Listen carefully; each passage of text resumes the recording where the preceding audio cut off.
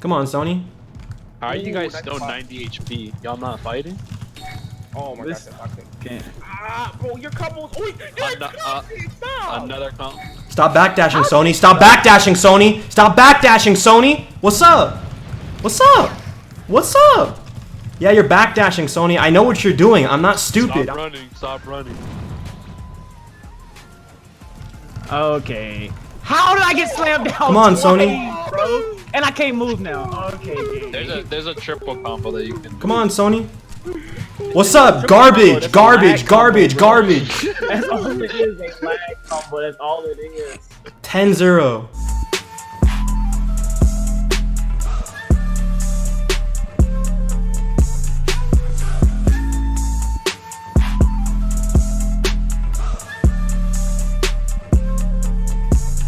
Yeah, I kind of had to include that clip from before. If you look at the clip before, there was a moment where Sony started hitting me while I was in the air. That's what I was talking about with the backdashing thing. The backdashing thing is some sort of glitch where you can dash backwards or run backwards and then move forwards as well or something like that. It's like you run forwards but you dash backwards and you're punching and your hitbox gets dragged. So the player that you're fighting isn't able to see your hitbox, of course, but they're still in the hitbox as you're being dashed backwards so that you could still hit them. That's basically what Sony's been doing ever since he discovered it, and Sony's been spamming that every time we fight, but I still beat him because he's pretty bad at fighting, I'm just saying.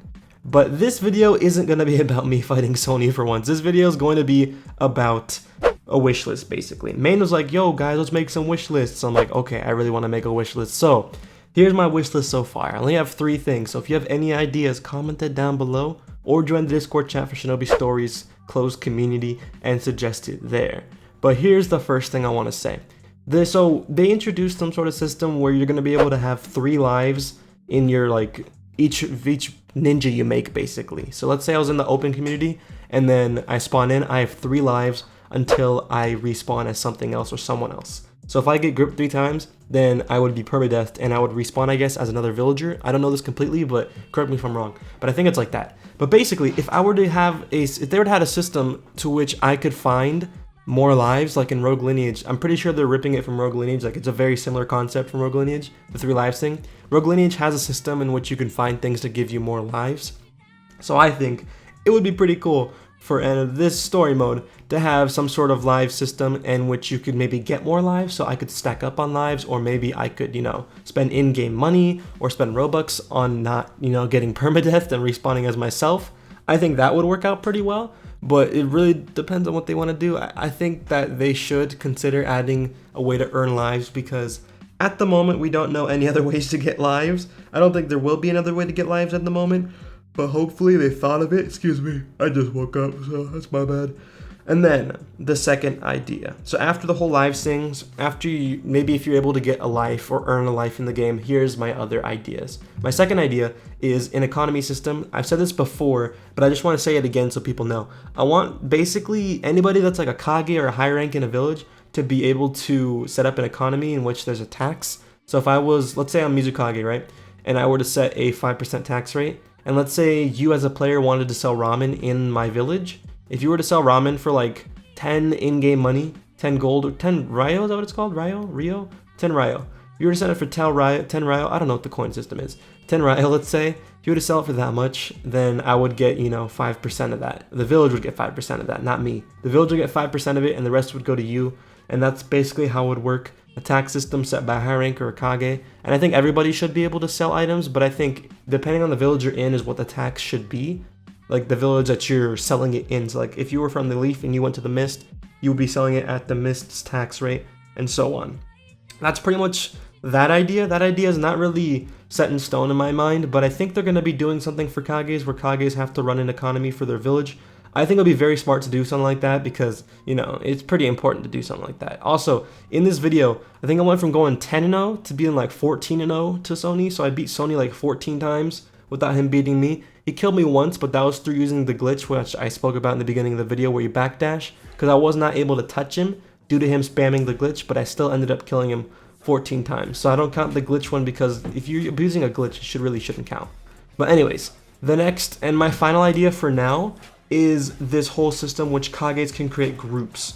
So we know that the Anbu exists. We know that the Leaf has Anbu. I don't know if other villages have Anbu. I know Mist has some sort of quote-unquote Anbu. It's like a different name with the masks and everything.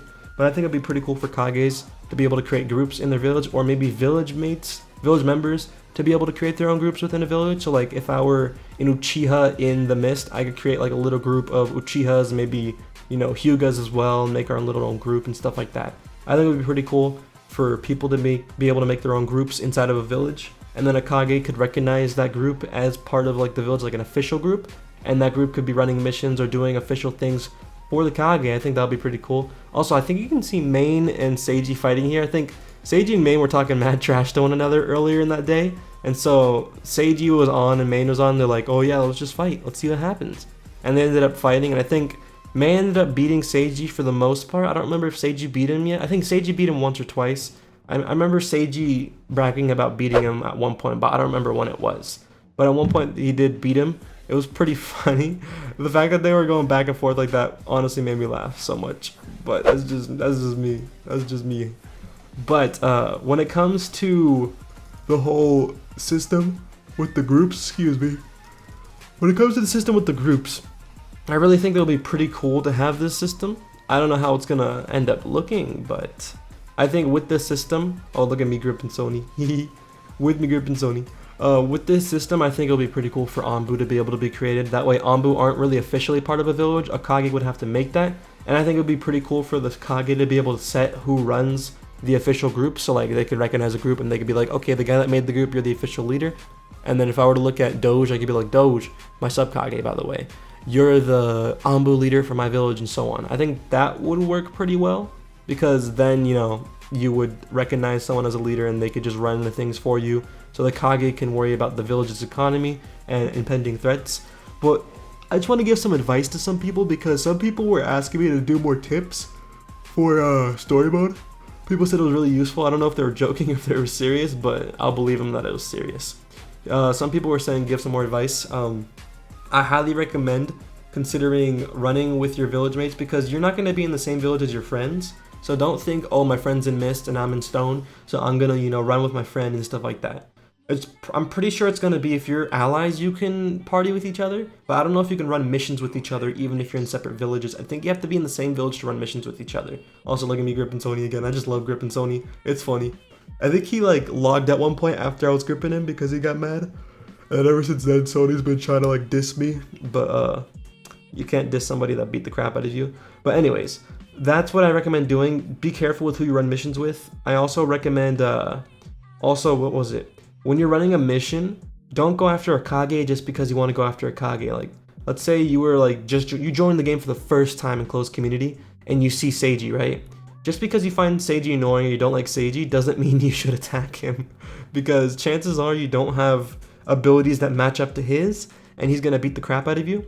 So I highly recommend just avoiding Sage, avoiding any Kage, not attacking them at first. If they're your Kage and you ask them for 1v1, sure, 1v1 them. But if they're not your Kage, don't just attack them. Also, look at this. Sony complained about me going up here when I was literally just standing up here. And then at one point, I think he climbed up here, or he got like launched up here, and one of them started attacking me. It was pretty funny. I literally just standing up here, doing nothing, minding my own business, recording Doge versus Sony. And then at one point, I think he gets launched up, or he walks up. That's what it was. He walks up, and they start hitting me. I was like, Sony, you gotta be kidding me, right? Like, you launched up here, or you walked up here. I don't know which one you did, but you literally just started hitting me, and you blame me for being up here? Nah, fam. But anyways, make sure you don't just attack a Kage. There are some people in the Discord chat for Shinobi Story being like, oh, I'm gonna attack a Kage. I'm gonna fight a Kage because I'm gonna prove how strong I am. It's like, dude, you don't have to prove how strong you are if the Kage is gonna beat the living crap out of you. Just don't attack a Kage for no reason. Have a reason for attacking a Kage. That's my highly recommended thing right there. Highly recommend having a reason for beating up a Kage if you're going to beat up a Kage, because I don't think it's very smart for people to attack Kages for no reason. Make sure you have a reason when you do it, because you're gonna have 3 lives. So if you really want to lose those 3 lives, then sure, go ahead and attack a Kage. But if you want to keep your lives, you like what you are, you're gonna have to, avoid killing a Kage. I'm just saying, just avoid killing the Kage if you want to keep your character, keep your lives, is what I'm saying. But that's pretty much it for this video. My wish list was pretty short because I really couldn't think of anything on the go, but I hope you guys did enjoy it. Comment any ideas you have down below. If you like my ideas, also give me a reply down below. If you didn't like my ideas, comment what you think should happen. and so on. Well, I'm signing up now. See you guys in the next video. Take care, everybody.